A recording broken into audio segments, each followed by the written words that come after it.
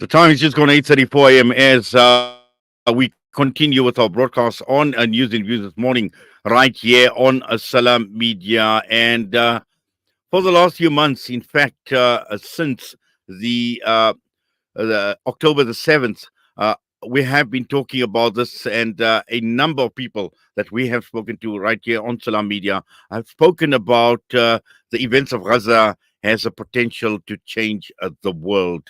And also looking at not only the world, but also looking at the greater Middle Eastern region. To what extent do these events influence what is happening in the Middle East? And the cherry on the cake was the ICJ, South Africa taking the matter to the ICJ and the ICJ ruling. And this is what we are discussing this morning with a senior research fellow for African diplomacy and leadership at the University of Johannesburg, Dr. Oscar van Heerden. Dr. van Heerden, good morning to you, sir, and welcome to the show. Good morning, Inayat, and good morning to your listeners. Yes, clearly, these dynamics are interesting dynamics, and 9 months into this aggression against the people of Palestine and what is taking place in Gaza, a lot has been happening in between. And when one starts to read into a lot of these developments, whether it's the ICJ case or whether we see the reaction of even the Arab world, the countries in the Middle Eastern region, tells us that something has got to give and something is going to happen. No, absolutely not. The truth of the matter is that we've seen a lot of firsts, and this is why I'm of the opinion that we are going to see some massive changes in that part of the world. For the first time, we've seen a right-wing government in Israel that is really intent on a genocidal campaign in Gaza, killing innocent women and children, destroying infrastructure, schools, hospitals, mosques, churches, and so on. It is clear that they don't want the people of Gaza to exist there anymore. And we've seen for the first time hundreds of thousands of Israelis on the streets of Jerusalem and Tel Aviv calling for elections. They want to change the government of Israel. They don't feel safe. They don't feel that the government is interested in getting back the hostages that is being held by Hamas and so on and so forth. And then, of course, we also see for the first time many European countries recognizing the state of Palestine for the first time, saying that they are going to recognize the peoples and the state of Palestine, and not only the state of Israel. And this is significant. And then, of course, for the first time, as you indicated, countries, including South Africa, have taken Israel to the International Court of Justice, saying that it is indeed committing genocide. And then, of course, the ICC, for the first time in years, saying that Netanyahu and others are war criminals and committing war crimes in Gaza. So for all these reasons, I think that the Middle East is changing, and notwithstanding players like China, who also has a bigger picture in terms of how to resolve the ongoing crisis for the people of Palestine. Also, the opinion piece that you've written, Dr. Van Heerden, we're talking about Zionism as an ideology, and also the illegal formation of this state of Israel in 1948. Now, all of this has been horribly exposed in the last month, and the world, and as you mentioned, even within Israel, the opposition to what is taking place just shows how horribly exposed this Zionist ideology has been. And this lie is becoming a lot more blatant, is becoming a lot more apparent. No, absolutely. For years and years, decades, in fact, we've seen the European guilt as to what they've done to the Jewish people, the persecution that was ongoing in Europe, and so on. And because of that guilt, they effectively turned a blind eye to what the Jewish state Israel was doing to Palestinians in the occupied territories and so forth. But I think here and now, the highest court in the world has said this far and no further. International law cannot be violated in this blatant manner. Humanitarian law cannot be violated in this blatant manner. And the disproportionate use of force is not okay. And so the court, in its advisory opinion, has indicated for the first time that the occupation of Palestine is illegal, that illegal settlements in the West Bank and Jerusalem and elsewhere is illegal, and that the Israeli state is an apartheid state because of how it is treating Jews and Arabs very differently. If you go to that part of the world, Inayat, you will know that not only are there restrictions on movement, like in South Africa, we had the Dom Pass, constantly having to produce documents, can be stopped at any time. But also, there are different roads which Arab Palestinians are not allowed to drive on. Only Jewish citizens and so on, and that is just a small example of the kind of apartheid that is taking place in that part of the world. And so these are very damning findings by the highest court in the world. And yes, it is non-binding.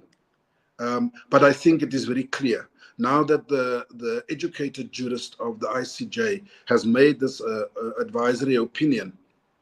It will be very difficult for any country to hide behind the non-binding component of this, because the violation on the part of Israel is quite blatant.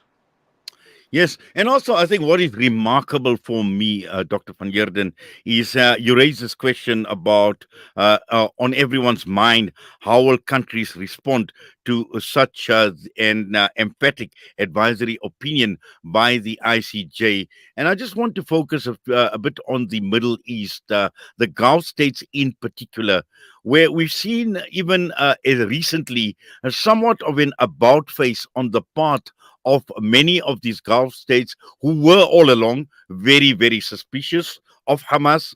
Some of them had actually entered into an agreement with Israel. In fact, some of them, when you look at countries like the UAE, you look at Bahrain, you even look at Morocco. Now we find this about turn on the part of some of these Gulf states, even inching closer to entering the conflict's forefront. They're talking about US-backed peacekeeping forces in the Gaza Strip, where, not so long ago, they just basically stayed out and watched this genocide unfold. I think, as I indicate in the article, I think everyone, including the Gulf states, would have been quite okay with an Israeli government and Israeli military that goes and targets Hamas and Hamas fighters. Because that is the organization that planned and executed the attacks of October 7. But it becomes quite apparent that this is not what they are after, even though that is what they are saying, that they are wanting to destroy Hamas. The truth is that they are destroying Gaza and the people of Gaza, women, children, innocent bystanders, hospital patients, and so on. So it is quite clear that a genocide is being committed, that ethnically the Israeli government wants to get rid of the Palestinians in Gaza for their own nefarious reasons. And this is why they've been called out. Exactly. And also, I think the point you made with regards to China earlier on, where we find from a diplomacy perspective, we find China playing actually even a greater role. China played this role in securing talks between Saudi Arabia and Iran. Last week, we heard about China bringing the two Palestinian factions together, Hamas and Fatah, and one cannot run away from the fact that China is a superpower in the world.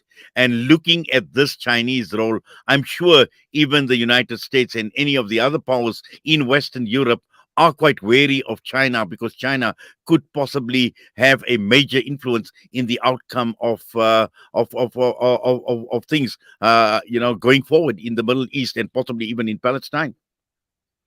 The truth of the matter is that the United States of America has long been a dishonest broker. in the crisis in the Middle East.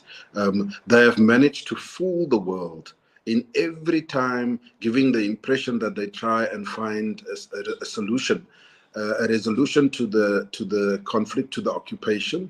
We've had over the years many U.S. presidents that have held talks, that have had Camp David talks, that have invited Yasser Arafat, Fatah, the PLO, and many others to try and resolve this matter. But actually, it is now apparent that they never had any intent of wanting to resolve it, that they always see Israel as their ally, in order to have a presence in that part of the world, to contain Islamic states around Israel. And they have made it very clear in this particular period that they will stand with Israel, provide weapons, logistical support, intelligence, and so forth in this fight against Hamas. So I think it is refreshing that another global power, another great power, such as China, has now taken action and said, we can resolve it. We are not an interested party per se. We don't have vested interest. We are interested in world peace and peace in that part of the world. And that's what China has done. And so I think that the Americans will see this as an additional threat from China, because China is the one that is acting responsibly and not hosting war criminals such as Netanyahu to address Congress in Washington. Yes, and just finally, one of the points you make in your piece as well, talking about expression through international law, and the clear issue here is, binding and non-binding, because this obviously has been an issue from a legal perspective in terms of the any ruling from the ICJ is non-binding, and this is the reason why we've seen the arrogance of people like Netanyahu, acting with impunity because of this, of any ruling that is non-binding. Yeah, the truth of the matter is, Inayat, that if any country, including the United States, want to argue that they are not going to do anything as per the advisory opinion of the ICJ because it is non-binding, I think that they are going to jeopardize the international order as we know it. Remember, post-World War II, the Europeans, the Western Hemisphere, the global North has gone to great lengths to establish what they call the international global order that is governed by law, international law, by the UN Charter, and a number of treaties and so forth. And they expect everyone to uphold those and abide by them in order to have an international order, a stable, peaceful international order. Now, the truth of the matter is that the ICJ has said that Israel is not playing the game. It's not playing according to the rules. It has violated these laws and protocols and so forth. And so if the global North is not going to act against Israel, not aid and abet Israel, not provide weapons to Israel and aid and funding to Israel, because it is committing war crimes, it is committing crimes against international law, then it means they are going to have to also take responsibility, and the global South will have to make an evaluation as to whether they too still want to be part of this global order that clearly is for the haves and not for the have-nots. Well, interesting. In fact, I wish I could engage a lot more with you, but unfortunately, we've run out of time. Dr. Oscar van Heerden, thank you very much. Really, we do appreciate your time with us this morning right here on Salam Media. Pleasure. Dr. Oscar van Heerden, Senior Research Fellow for African Diplomacy and Leadership at the University of Johannesburg.